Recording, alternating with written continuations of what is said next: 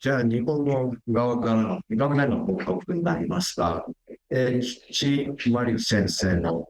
警護についてのお話で、日本でかなり早い時期に警護についての調査をやりました。そこから見えてきたことをお話しいただきます。よろしくお願いします。네, 안녕하세요. 주지바리입니다. よろしくお願いいたします。私、日本の第二の都市の大阪から来ました。これは、ちょっとソウルの野球に似てるなと思ったんですけど、大阪の、野球です。血液結実おめでとうございます。今回お招きいただき、大変光栄です。よろしくお願いいたします。それでは、経営という経験、うまくいく方法と探るというタイトルでお話しさせていただき私は報告ですけれども、私は2001年に日本のステートファミリー支援組織、SLJ、ステートファミリーアドシェンション・ジャパンが、設立されたその年に学生ボランティアとして、この活動に参加を受けました。で、その最初の、20年ほどステートファミリーの研究を行っているんですけれども、最初の研究関心がなぜ、警護のストレスが高いのかというデータでした。というのも、この SNJ 発足当初が、非常に参加される当事者の方の中で、警護の立場にある方が多く参加していたんです。でそこでボランティアとして、いろんなそのサポートグループですとか、参加させていただく参加させていただいたときに、それでこの子育てへの悩みですとか、そういうカップル関係の悩み、その難しさについて聞くことが多かった。で、また、その軽度のストレスが高いということが、その当時、家族社会学っていうの研究の中で、量的分析、アンケート調査の分析において指摘されていたので、それはなぜ高いのかということをインタビュー調査から明らかにすることにします。そこで2002年から2002年に、延べ30名の警護の立場にある方にインタビュー調査を実施しました。で、その対象者となった警護さんはですね、非常に多様な、状況にある方が含まれていまして、初婚で警護になった方、またご自身も再婚、ご自身もご自身の子供がいて、で再婚した方、で、ママっ子がお母さんと交流しているケース、交流していないケース、ママっ子がお母さんと離列しているパターンと死別しているパターン、その警護さんが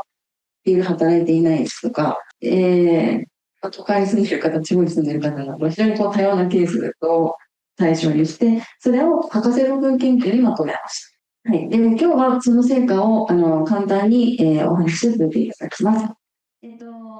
見えてきた一つのポイントというのが、やはりその権利の葛藤としてお母さんとして認められたいというところです。で2000年代はですね、特に、離婚後の別居親子の交流や接触が行われているケースが非常に稀でした。特に就学前や学童、ちっちゃい子供がいる場合には、ママ子の年齢が小さい場合には、警護さんたちは周りから非常にお母さんとなることを求められ、期待されると。で、警護さん自身もいい母親になろうと、非常に自分自身積極的にそのママ子育てを引き受けて、で、まさに非現実的な期待というところですけれども、当時のインタビューの語り、一部抜粋させていただきます。一つ目、これが初婚の警護ですね。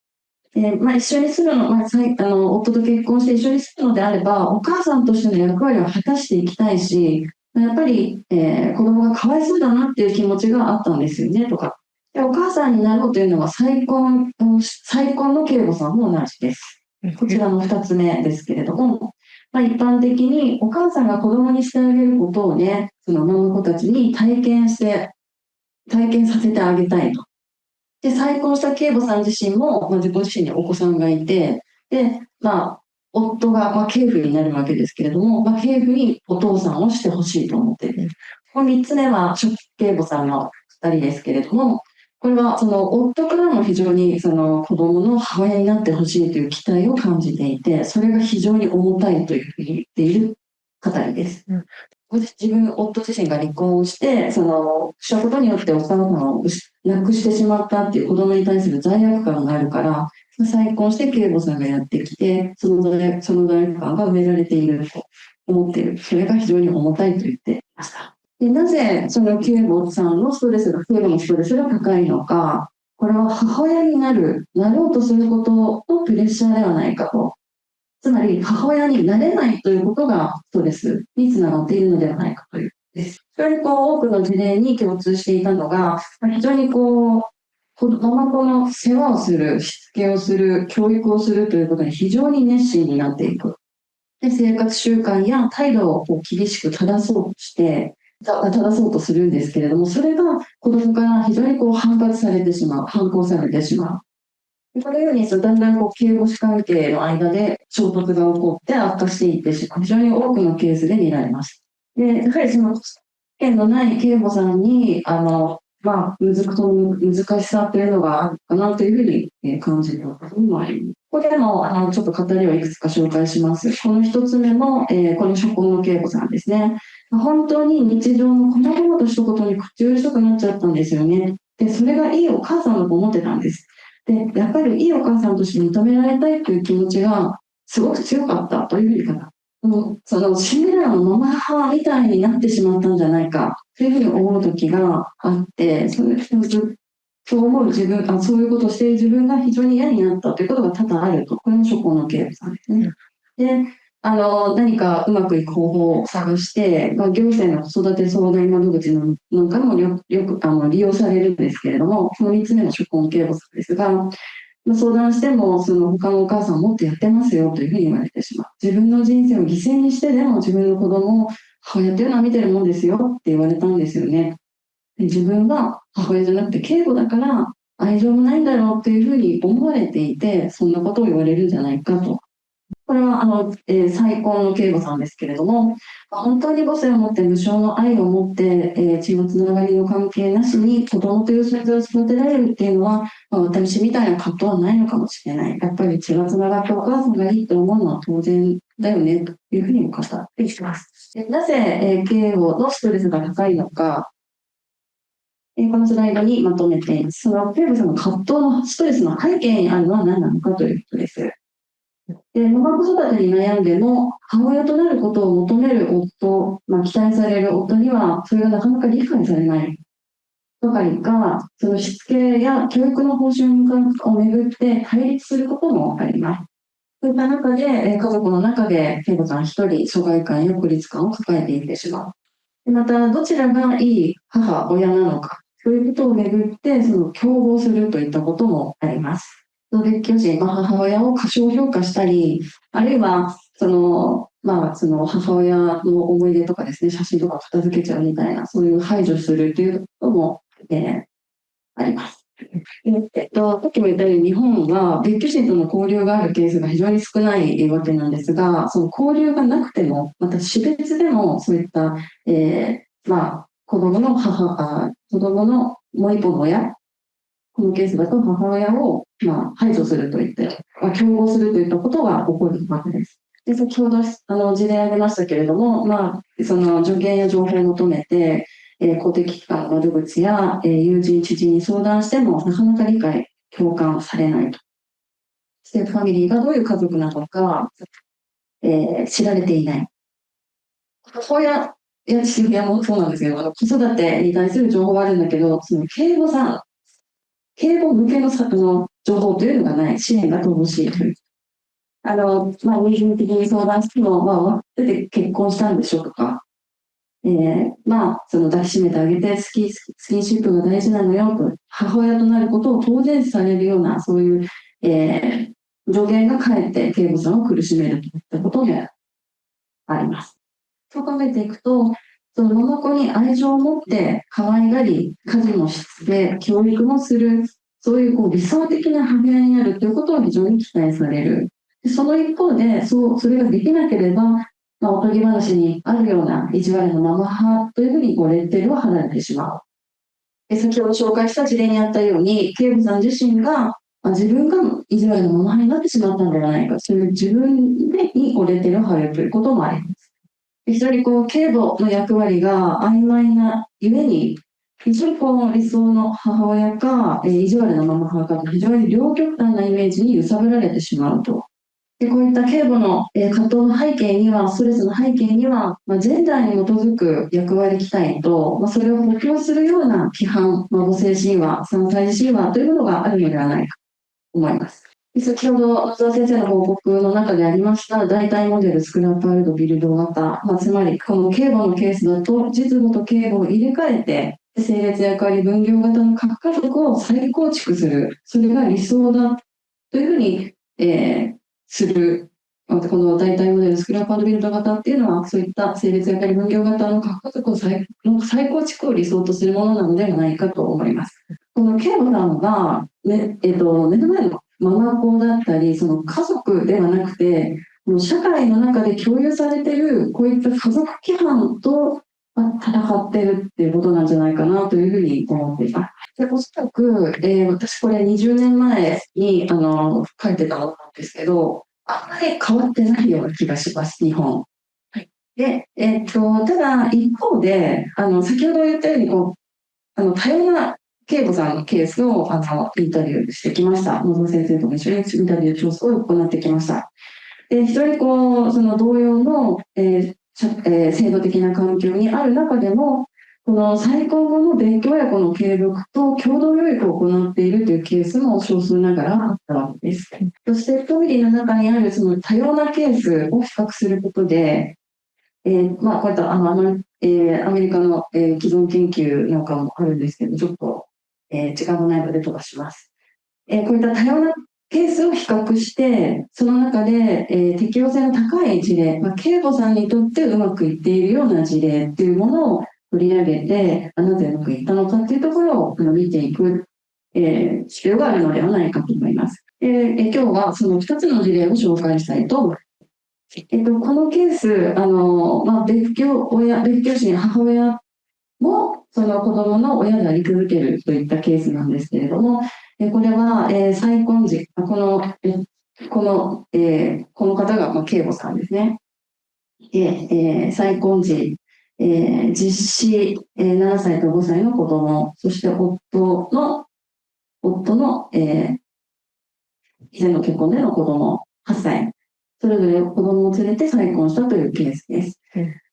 でそれぞれの子供は、離婚後から、それぞれの、お父さんお母さんと交流を継続していたというケースです。で、この慶吾さんはですね、この子供、そのママ子の立場の、この子に対してどういう役割にある、どういう存在なのか、揺さぶれた、わけですが、やはりその慶吾さんというのは母親ではない、その母親ではない別の役割というものがある、その母親としてではないママ子との関係の築き方があるということではないかということです。で、最後の2つ目の事例ですね、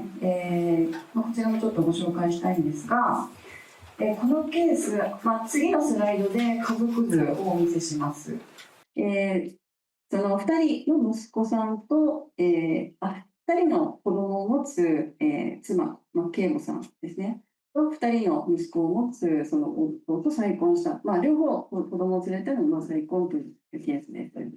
でこのケース、非常にその再婚したカップル間で持っていた家族間、家族モデルが全く違うという、その衝突するというケースなんですが、妻、つまり慶吾さんですね、自身もその親が離婚した経験を持っていた。だけれども、そのお父さんとの交流をしていたわけです。慶吾さん自身が、お父さんとの交流があったというケースです。その実体験から自分自身が離婚した後もその元夫と子供たちを交流させ、離婚後からはずっと交流させてたんですね。お父さんも養育費支払いがあった。で慶吾さん自身は離婚後も共同養育を続けていた。しかし、一方その夫の方は全く違うと。で夫自身も子供の頃に親の離婚を経験している。でも夫自身はお母さんと会ってなかったんですね、離婚後。はい、でそういった実体験から、夫自身、自分自身が離婚した後、その子供たちを、そのお母さんと会わせていなかった。つまり、その夫の方の子供たち、つまりママ子は、その母親の存在を喪失していたわけです。そんなカップルが再婚してどういうステップファミリーを築いていくのか。夫は再婚後に非常に普通の家族を求めて、いわゆる代替モデル、スクラップビルド型を、ある種理想として、その妻、慶母さんに、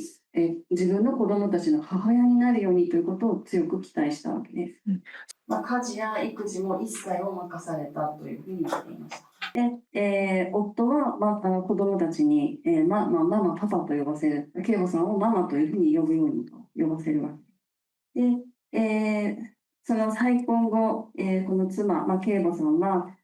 ママ子に対する継母としての役割と、自分の子供たちに対する母親としての役割の間で、板挟みになってしまう。子供たちがママを取り合うような形で板挟みになり、両方の役割を両方に対応するっていうことで非常に負担過剰になって行き詰まってしまう、ストレスが高まってしまう。非常に夫のその非常に強い代替モデルスクラップビルド型の思考に戸惑い、ストレスが高まっていくということです。はい、次のスライドですけれども、この慶母さんが何をどうしたかというとですね、この夫のその家族観を変えるっていうことをしていくわけです。変化させるっていうことをしていくわけです。これが慶母さんですね、めぐみさんと呼んで、仮の名前ですけれども、その慶母さんですね、が、この子供たちっていうのはお父さんと交流をしていたと。ただ、このママ子たちは、お母さんと交流をしていなかった。で、非常に幼少期に、離婚が起こったということで、名前も顔も知らないという状況だったそうで、この子で、この夫と子供たちの間で、そのお母さんの話題というのはタブー、話題に出なかった。なので、非常にこの子供というのは、お母さんを喪失している、その分、慶母さんに母親を求めていた。慶母さんからすると母親になるということを子供たちからも求められたということです。このママ兄弟の間で、ママを取り合うという形で、だんだん行き詰まっていくということなんですが、この慶母さんはですね、この子供たちにその本心を尋ねていく。お母さんのことをどう思っているのか。先ほども言ったように、この、慶母さんは、ご自身が、親の離婚を経験していて、で、その後からお父さんと交流をしていたので、そういった経験が実体験としてあるので、その子供たち、ママ子である子供たちがお母さんに会えていないということに対して、もうお母さんがいなくなったということではないんじゃないかというふうに気づいていたわけですね。なので、慶母さんが子どもたちの本心を尋ねていく、聞き出していく。でそうすると子どもたちが、本当のママが別にいるですとか、本当はママに会いたいというふうな気持ちを持った、そういう気持ちを考えを持っているということを聞き出して、それを夫に代弁する、伝えていく、伝えていきます。はい、ただ、この夫は自分自身のお母さんと会ってなかったので、そこに思い至れなかったわけです。なかなかそれを理解できなかったわけです。なので、当初は夫がそのお母さんとの交流をするっていうことに対して拒否するんですけれども、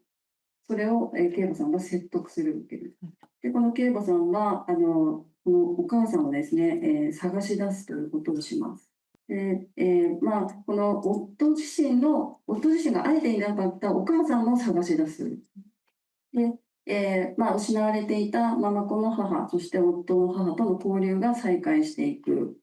何が起こったかというと、子供たちは自分の母の存在を知り、もうすでにお母さんは再婚されていたんですけれども、再婚していたんですけれども、交流が再開をして、何が起こったかというと、その慶母さんに対して過剰にお母さんを求めるということがなくなっていた。で、この子供たち、お父さんには慶母さんをママと呼ぶようにというふうなことを言われていたわけですが、子供たちは、慶母さんのことを、めぐみさんという仮名なんですが、めぐママって呼んだり、で、こっちのお母さんの方をお母さんの名前を取って、丸松ママと、春ママって言ったかな、あれ、その名前にママをつけて、こう、めぐママとねいなりママと2人でこう呼び分けるようになったんですね。今説明したことをこちらにこう書いたのです。ちょっとアニメーションが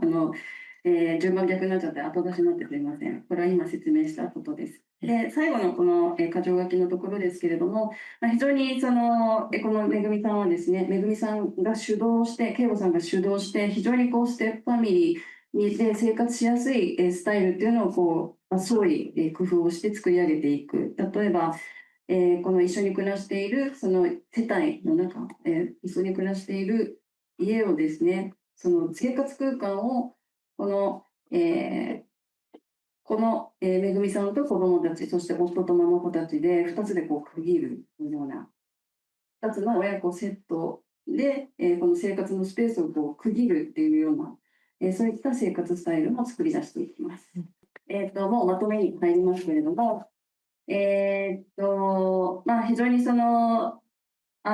本は制度の転換期を迎えるんですが、非常にまだ大体ステップファミリーを代替モデル、スクラップ&ビルド型というふうに見る見方が非常にまだ強いところがあります。先ほど紹介した2つの事例のように、こ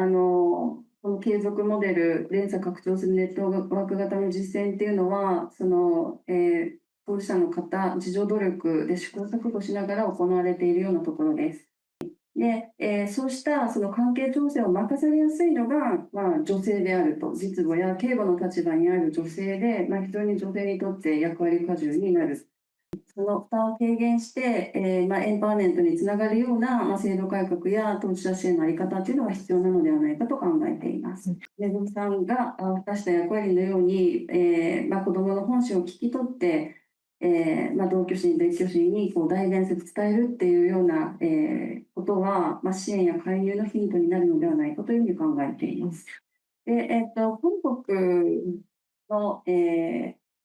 事情について、こちら、ぜひ伺いたいことをまとめたんですけれども、その日本と非常にこう、異なる制度を、作って、実施していっている韓国社会ではありますが、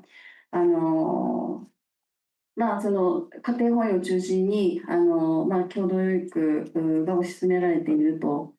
そういった中で共同養育があった上でのその先のこう再婚、そしてステップファミリーの形成といったものが、日本とどういった点で共通しているところと違うところがあるのかな。これはぜひ、第2部の先生方に伺ってみたいなと思っているところです。ということで、報告は以上になります。ありがとうございました。はい、이상입니다.